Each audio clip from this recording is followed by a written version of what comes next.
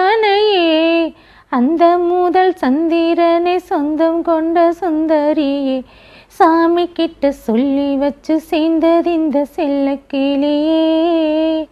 இந்த பூமி உள்ள காலம் மட்டும் வாழும் இந்த அன்பு கதையே.